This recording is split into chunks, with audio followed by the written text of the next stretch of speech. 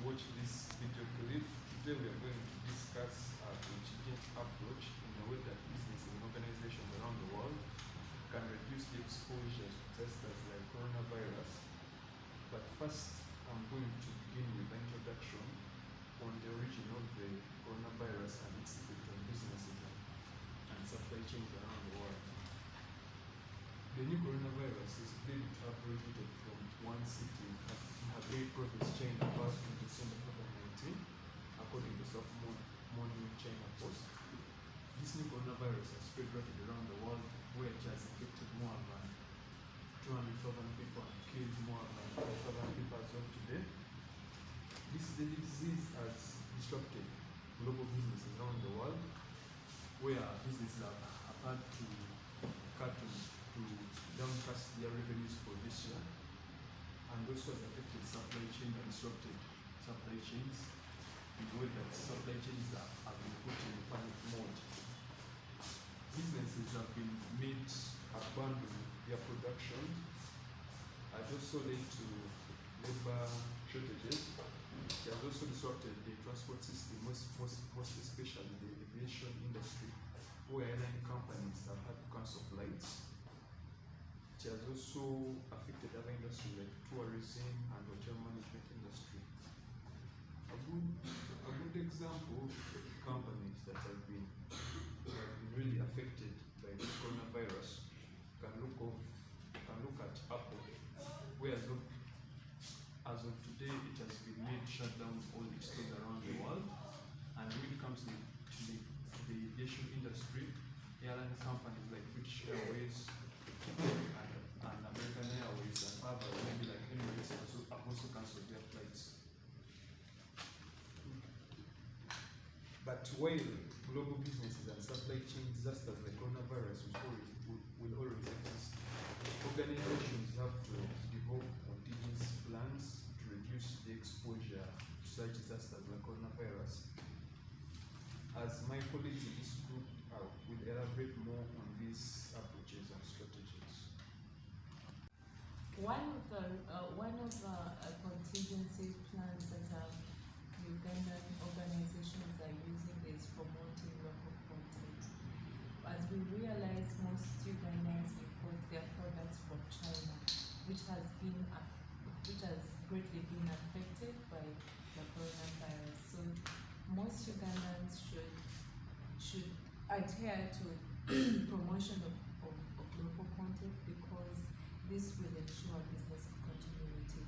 When you look at companies that have been initially importing clothes from China, there's an alternative of using local content, like from Nightingale and Freedom. These are companies in Uganda that produce very quality products, and for example, t-shirts, clothes for children and adults. So in order to ensure business continuity, Ugandans should embrace promoting our local content, as it has always been advised by the president, promoting local.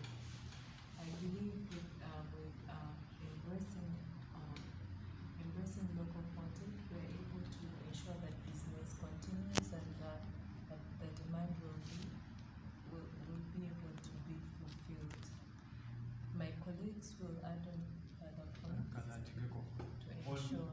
Maybe on addition on that point, organizations should source locally from Uganda.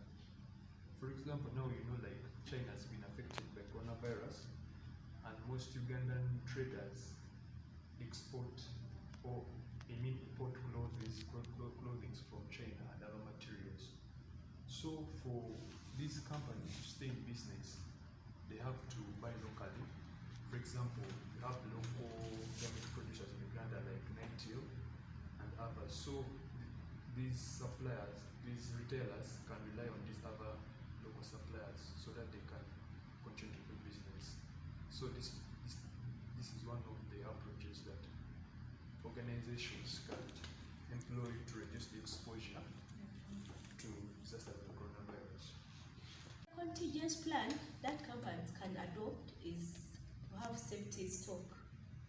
This safety stock can help them to cater for eventualities for material shortages. Safety stock is a term used in logistics to describe the level of extra stock that's maintained to mitigate risk of stockouts in material or packaging caused by uncertainties in supply and demand. Taking an example of pharma company that imports bikes from India, an adequate safety stock levels maintained will permit business operations to proceed according to their plans, especially in this coronavirus outbreak where transport system is becoming hard. Countries affected including China, where most of our imports come from, and the bordering countries, and Uganda being a landlocked country. This safety stock will help to protect against unforeseen variation in supply. It will also help to compensate for forecasts when demand exceeds the forecasts.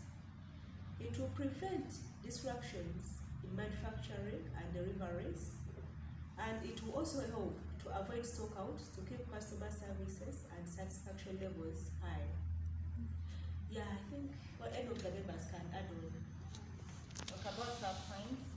For example, MTN, we have Kafit and Kamunya. We also export them from China. But as I said that China now is affected by coronavirus, we have phones that can take us for about 6 months without even knowing that, you know what, MTN is in short of Kafit or Kamunya. So her point. So, another contingency approach that an organization can use is an organization can adopt an agile supply chain. What is an agile supply chain? This is a system of production distribution that is concerned with doing things quickly, cost-saving, being responsive to the market, consumer demands, maintaining flexibility, and keeping productive at all times high. So, this agile supply chain is all about being flexible and ready to change. This coronavirus has come. What is the organization going to do? How quickly are you going to respond to it? How quickly is your production going to continue? So, for us, we think in our group that agile supply chains rely on real-time data to help make decisions in day-to-day operations as well as projected data in supply forecast. So if we have that real data, it can help us know which of our suppliers are affected, what can we do, because already we know that we have that information that is in the market, and from the suppliers and from the buyers, so we have that real information. It's not just a mere say thing. So that is agile supply chain. And another thing about agile supply chain is it is flexible. It has to be flexible. Like flexibility is the key. You get it all? Like flexibility is the key. And to keep communication channels open with your key suppliers. If you keep that communication channel open, like the emails, the telephone calls, you get that information that will help you sustain your supply chain. And to addition to that, like when you have an agile supply chain, one can retain the market and also compete with the market.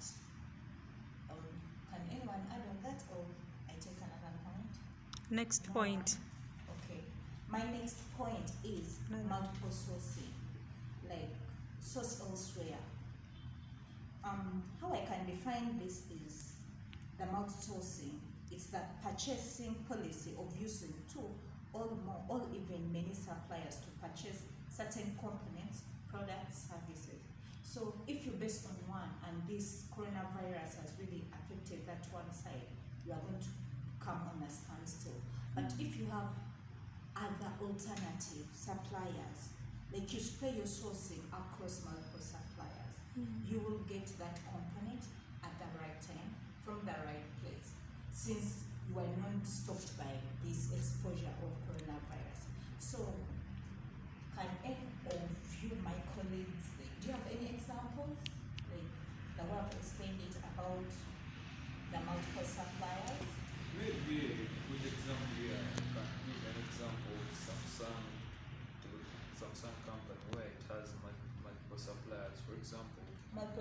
Supplying what? Supplying main components, screens, what, and what, Okay. maybe like chips. So now, like companies that make chips, most of them are in China. And since China has been affected by coronavirus, so Samsung had to look for other suppliers that are in the US that make those chips so that they can stay in business. Okay, thank you.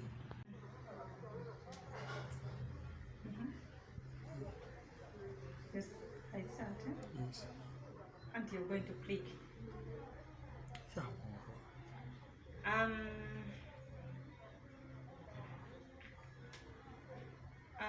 One of the contingent plan that organizations are adopting to cut down the exposure to coronavirus is employee health and safety. With employee health and safety, we mean the right of every employee, regardless of the industry they are working in, to carry out their daily work in a safe environment.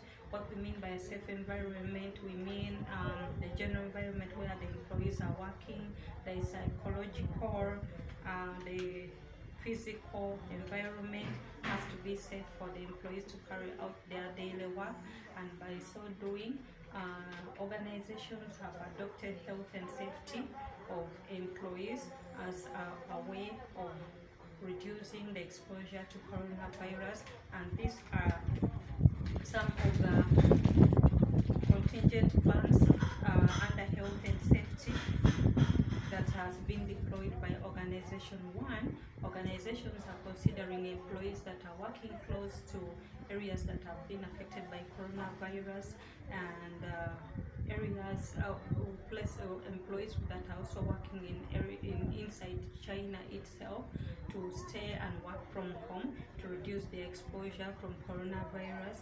And by so doing, the employees are using things like Skype, video conferencing for purposes of business continuity, to avoid having face-to-face interviews such that they are not exposed to the disease. Secondly, still under health and safety plan, organizations are considering employees that are sick to stay home and get self-quarantine for at least 14 days so that they can get fined before they can resume work. Thirdly, under health and safety, organizations are still considering frequent disinfection of public places like the toilets that are frequently used by staff, the counters, the doorknobs, the doorknobs, such that this can reduce the exposure to the infection. Also, personal protective equipment like the test kits, the thermometers, the masks are being also given to employees to safeguard them from the exposure to the virus. Those are the health and safety measures that organizations are putting in that have been adopted by organizations to ensure that employees are not at the risk of infection of the virus for purposes of business continuity. The second contingent plan that organizations can adopt or have been adopted to cases of a pandemic like coronavirus for purposes of ensuring business continuity is to ensure that organizations have up-to-date information either from the Ministry of Health, Center for Disease and Control, World Health Organizations, that provide up-to-date information about the progress of the virus, to ensure that they give accurate and clear information that do not mislead the employees, the customers, the suppliers, so that they stay up to date about what is going on. This reduces cases of lawsuits related to workers' compensation, evasion of privacy, discrimination, unfair labor practices, and negligence on the side of the employers. The third contingent plan that can be adopted to reduce the exposure of coronavirus by organization is to come up with a response team that can help handle the pandemic that has already broken, by coming up with senior management team that will have that will implement plans about how the business will be carried out, damage assessment team that will assess the impact of the virus on the business, and also having continued resumption activity team leaders and its members to ensure that once the outbreak has been capped down, then the business resumes to normal. Thank you. Contigent approach that businesses and organizations have adopted is in their supply chains to reduce the exposure to just as the coronavirus is that they have embraced new technologies like the use of drones and AI for them to stay in business and continue serving their customers. For example, in China, e-commerce and retail companies like Alibaba and Taobao have employed the use of drones to deliver medical supplies, foods, and other essential items like water to their customers around China. This has helped these e-commerce companies to stay in business and hence reduce the exposure to just like coronavirus. And so again, when it comes to this, the conclusion that I can have here is it's impossible to anticipate the arrival of global outbreaks and disasters like coronavirus.